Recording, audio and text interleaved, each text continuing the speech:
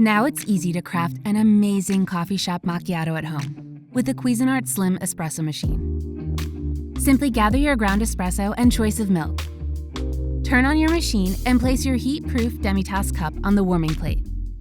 Fill the removable reservoir with cold water and click into place.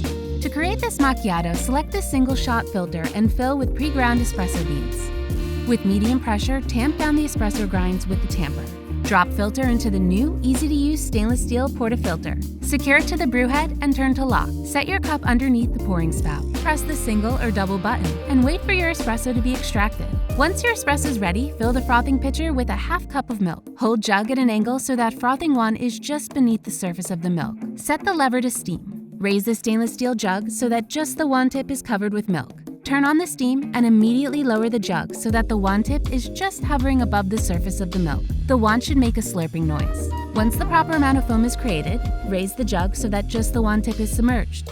Tilt the jug slightly so that the milk is moving around in a vortex.